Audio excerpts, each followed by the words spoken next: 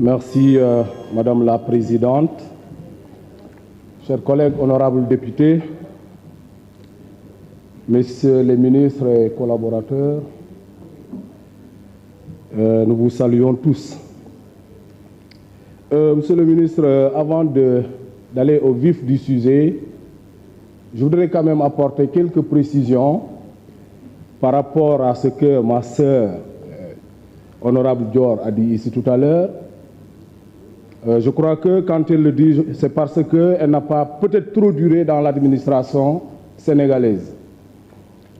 Et il faut dire que la fonction publique au Sénégal n'a pas commencé à connaître, n'est-ce pas, une valorisation avec le président Macky Sall. Je suis désolé. C'est le président Abdoulaye Wade, dans sa bonté, dans sa générosité immense, qui a commencé à revaloriser des choses. Lu bari fekk nañu fii ni ci administration sénégalaise. Su ma jëlee le cas des enseignants, fekk na leen ci indemnité de logement de 35 000. mu def une augmentation première de 25 000. mu créé lu ñu tuddee indemnité de contrôle d'encadrement pédagogique. mu tolloo salaire pour ñeneen. mu defoon pour les professeurs et instituteurs ce qu'on appelle indemnité de recherche documentaire.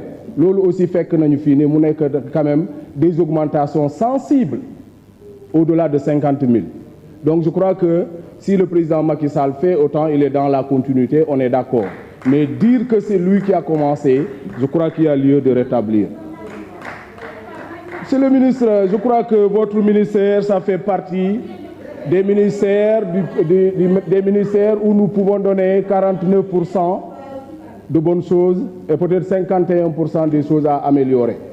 Nous avons aimé quand le président Macky Sall est arrivé l'audit sur la fonction publique. En réalité, il y avait des gens qui étaient des fonctionnaires mais qui n'étaient plus au Sénégal ou bien étaient dans autre chose et qui continuaient à percevoir leur salaire. Ça, c'est une bonne chose qu'il faut dire, l'audit sur la fonction publique. Mais malheureusement, vous avez fait cet audit-là pour connaître les postes qui sont vides et procéder peut-être à des recrutements politiques. C'est peut-être ça aussi le biais. Nous avons connu dans le milieu de l'éducation, par exemple tout récemment, ce que l'on a connu, le recrutement de 5 000 enseignants. À côté, il y avait pourtant des gens qui avaient fait le concours et qui étaient sur des listes d'attente. Si on voulait vraiment de la qualité, je crois qu'il fallait que nous guestions plutôt que d'organiser ce recrutement-là et laisser les gens qui attendaient. Liste d'attente, cela veut dire que j'attends. Vous possibilité américaine doublement. Là, c'était un problème. Monsieur le ministre, également, en 2015, le gouvernement avait enclenché l'étude sur le système de rémunération des agents de la fonction publique. Les conclusions sont sorties. Malheureusement, on en fait ce que l'on veut et ici, il y a problème. On fait des études, on engage un cabinet avec des dépenses énormes. Les conclusions sont encore sur les tiroirs. Et là, je profite pour dire que les agents de la fonction publique, surtout le milieu enseignant, ils avaient réclamé l'équité dans le traitement des agents de l'État. Il ne s'agit pas d'une augmentation, mais de l'équité. Des gens d'une même hiérarchie, ils doivent avoir les mêmes avantages. Ce n'est pas que moi j'ai choisi d'être inspecteur des domaines et l'autre a choisi d'être inspecteur de l'éducation. Qu'est-ce qui justifie? Tous ces gens-là font au même travail. Ils ont au même niveau d'études. C'est ce que, monsieur le ministre des Finances, je crois que ça vous en savez quelque chose. Monsieur le ministre, vous avez dit l'année dernière en citant Georges Courtline, que l'administration est un haut lieu où les gens qui arrivent en retard croisent dans l'escalier ceux qui partent en avance. Je pense que vous n'avez pas très bien compris l'année dernière la réponse que vous m'avez servie. C'est comme si man mako wa. Et je ne voulais pas saboter. Je voulais dire, nous sommes un pays en voie de développement. Si la fonction publique n'est pas très bien gérée, les absences répétées, ça ne fait que jouer sur l'efficacité de la productivité. Je voudrais terminer avec la situation des décisionnaires. Je crois qu'il faut éteindre ce corps-là. Nous avons connu ici le corps des inspecteurs adjoints dans le cadre de l'éducation. Ce corps n'existe plus. Dans le cadre de l'éducation, les inspecteurs adjoints, ça n'existe plus. Comment des gens sénégalais font le même travail et qu'ils ne bénéficient pas des mêmes traitements que les autres? Merci, chers collègues. Merci beaucoup. La parole est à notre collègue Nafissatou Diallo pour 4 minutes. Mame Gueye Diop se prépare. Elle est absente. La parole est à notre collègue Mame Gueye Diop pour 6 minutes. Ndialou Bathily se prépare.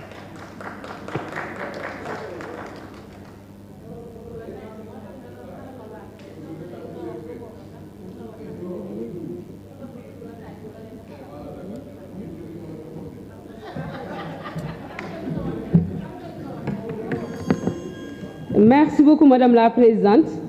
maa ngi lay nuyu bu baax di la jox sa wàccuwaay di nuyu ministre de la fonction publique et de la transformation du secteur public, monsieur le ministre des Finances et du Budget, monsieur le ministre du Travail, du dialogue social et des relations avec les institutions, chers collaborateurs des ministres.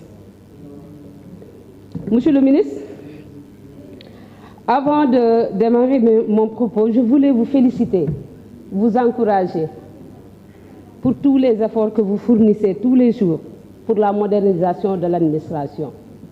Je pense que tout le problème se trouve là. Depuis tout à l'heure, c'est comme si c'est le ministère de l'Éducation moom moo ñëw. Parce que enseignants yi, quand on parle du ministère de la fonction publique, les enseignants pensent que c'est leur ministère. Et le ministère de la fonction publique, c'est plus large que ça. Peut-être qu'ils sont plus nombreux, mais c'est plus large que ça. Il y a d'autres administrations au niveau de l'État du Sénégal. Kon encore une fois, am na sama benn collègue bu ko wax léegi nee na avec e-solde da ngay dem sa banque wala nga yor sa téléphone nga jël sa kii nu mu tuddati sa bulletin xam exactement yan erreur moo ci am boo ko bëggee régulariser nga régulariser ko. Je pense que loolu aussi c'est un pas très important. Mais ça ne se limite pas seulement sur e-solde.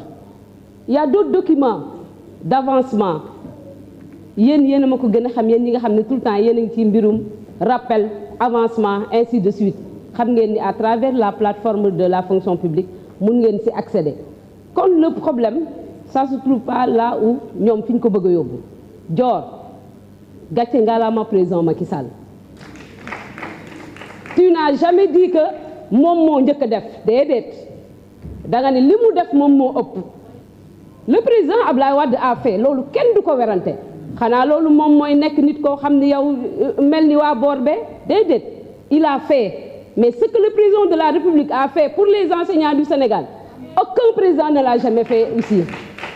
Donc kenn du wëlbati say wax pour bëgg ku la tàccu parce que ñi la war a tàccu nekkuñu fi loolu moom je pense que ku bëgg ku la tàccu da ngay wax leneen mais kenn du la waxal loo xam ne waxoo ko. Le président Macky Sall 70 000 la commencé ba 260 000 vous parliez tout à l'heure de 200 000 c'est jusqu'à 260 000 wala 300 000 francs ci augmentation de salaire loolu amul fenn amul benn dëkk ci àdduna bi boo xam ne augmentation de salaire boobu noonu dafay am. Mais réparation mu ni dañu war a équitable parce que ñii ay inspecteurs des impôts la ñii ay mais président Macky Sall mënoon na seetaan bàyyi noonu wala mu yokkal leen 20 000 francs comme président Abdoulaye Wade 10 000 la yokkal wala mu yokk 50 000 mais pourquoi mu commencé 70 000 ba 260 000. Monsieur le ministre neel président de la République ñun parlementaires yi je parle des députés nag les représentants du peuple kontaan nañ ci moom parce que ñun ñooy voté budget yi pour ngeen mën a exécuter programme ak projet yi nga xam ne moom ngeen am mais ñi nga xam ne duñ voté budget yi ñooñu moom wax dëgg neex yàlla seeni wax dañ koy wax rek ba pare dem toog parce que bu ñëpp mànkoo woon mel ni ñoom yéen boo leen ñëwee fii da ngeen di génnaat ñibbi parce que bu ñu voté wul budget moom xanaa président de la République jël décret pour mën a joxe li nga xam ne moom mooy tax pour que ngeen mën a kii mais bu dul loolu kon assemblée nationale du fi valider benn budget kon encore une fois rassurez-vous.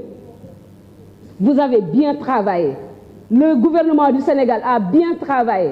Le ministre de l'économie est avec le président de la République dem uti ay fonds su ñëwee teg ko ci loxo ministre des finances mu séddale ko ni mu ko war a séddalee dëkk bi jëm kanam je pense que loolu laa amoon lu may wax di insister waat encore une fois sur la dématérialisation et la digitalisation loo leen fa def ci ay moyens doyul. Monsieur le ministre des finances su nekkoon ne budget Sénégal bi yëpp mun nañ ko jox le ministre de la fonction publique mu def ko ci dématérialisation ak digitalisation je pense que mun nañ ko fi def parce que ça peut régler tous les problèmes yoo xam ne mun nañ ko affronter. May nuyu aussi sama goro le secrétaire général de votre ministère mooy Mouhamed Diop ak aussi sama frère Medoune mi nga xam ne gis naa ko ci délégation bi di leen remercier yéen ñëpp merci beaucoup.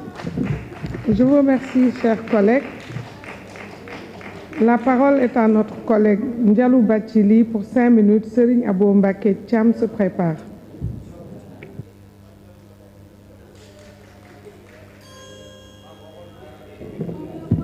Merci Présidente. Assalamu alaikum, chers collègues. maa ngi leen di nuyu monsieur le ministre des Finances ak ministre du Travail di nuyu ministre de la Fonction publique et de la transformation du secteur transformationnel. Alors monsieur le ministre sama kàddu dama ko bëgg a yóbbu ci ñi nga xamante ne mooy les déplacements yi ñuy def les agents de la fonction publique d'une région à une autre mu bëggoon